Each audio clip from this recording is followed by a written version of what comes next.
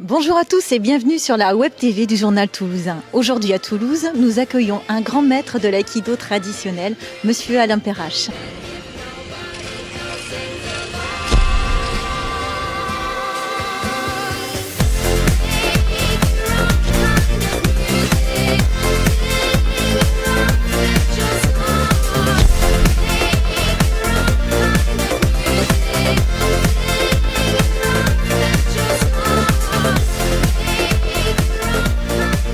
Alain Perrache, bonjour. C'est la troisième fois que vous rendez visite à la Ville Rose. Les aïkidokas au rendez-vous sont de plus en plus nombreux chaque année, avec 200 adhérents aujourd'hui. D'où viennent-ils? Tout d'abord, c'est pas la troisième fois que je viens à Toulouse. Ça fait longtemps que je viens à Toulouse. Ça fait bientôt 30 ou 40 ans, bientôt, même si ça me vieillit un peu. D'où viennent-ils? Aujourd'hui, eh bien, on a des gens de toute la région sud-est, de Montpellier jusqu'à Biarritz. Ça va dans le centre jusqu'à Nantes pour l'aspect nord. Et puis on a quelques étrangers, des Hollandais qui viennent faire un séjour dans la Ville Rose et puis qui vont finir par venir vers chez nous. Moi j'habite dans le Beaujolais. Et donc qui vont venir cette semaine s'entraîner au dojo avec moi parce que c'est des élèves que j'ai de Hollande et qui viennent rendre visite à leur vieux professeur que je suis. La majorité des nouveaux pratiquants sont jeunes. Comment expliquez-vous cet engouement de la jeunesse pour votre enseignement? Donc on a un peu toutes les plages de la population. Tout dépend de ce qu'on appelle jeune, parce que même moi je m'estime encore très jeune dans ma tête. J'ai de la peine à assumer mon âge. Donc on a toujours dans l'esprit, on a toujours 20 ans. On n'a pas l'âge de nos artères. Quand on fait de l'aïkido, on n'y pense pas beaucoup à l'âge. Et pourquoi il y a des jeunes? Tout simplement aussi parce qu'au niveau de la société actuelle, ça manque un peu de repères, ça manque un peu de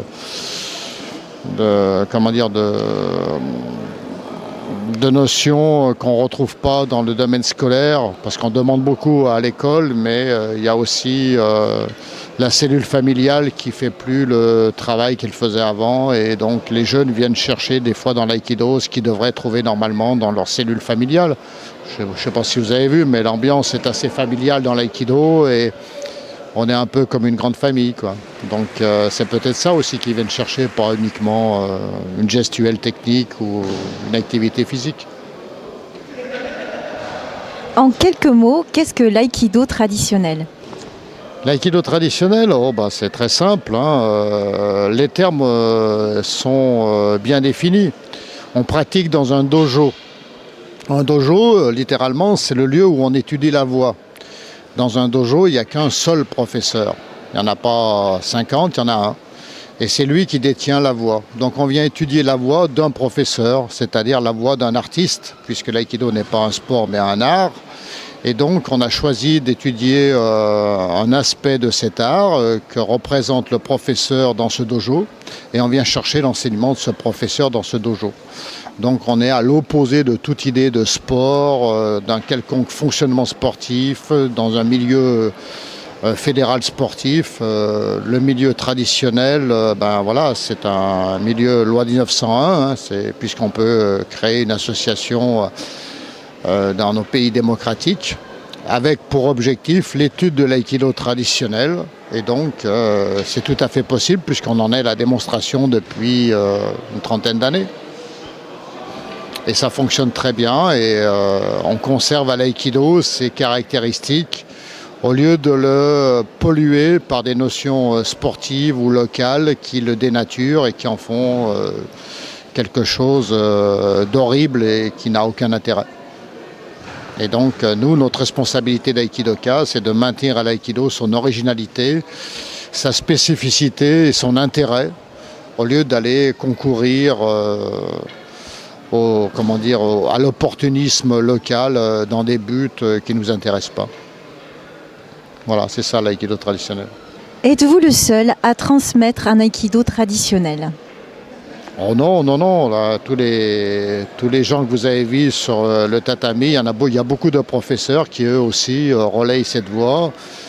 Et il y a plus en plus de gens qui font de l'aïkido traditionnel.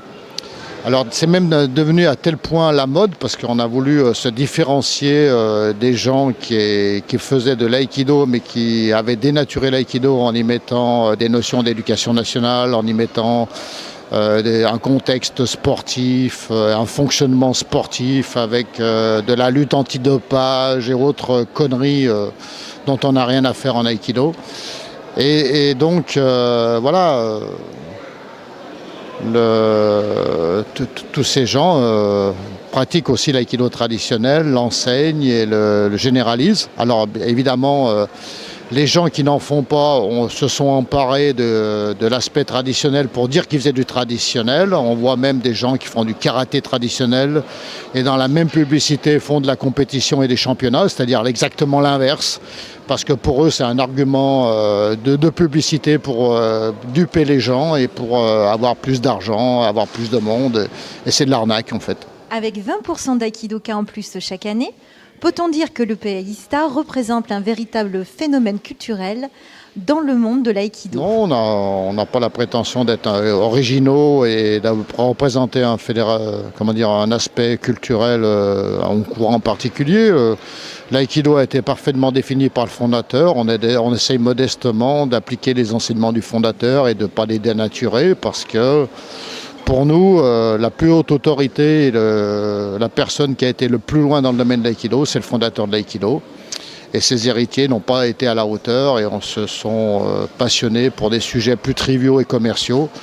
Et nous, on tient à conserver le caractère original de l'aïkido qui nous a séduits et qui nous a amenés à pratiquer cette discipline. Et la moindre des choses, c'est de respecter cette œuvre et de ne pas la dénaturer par une interprétation personnelle ou orientée à des satisfactions triviales qui n'ont rien à y faire. Je n'ai plus qu'à vous souhaiter pour vos 50 ans d'aïkido un bon anniversaire et un bon jubilé. Alain Perrache, merci. Au revoir.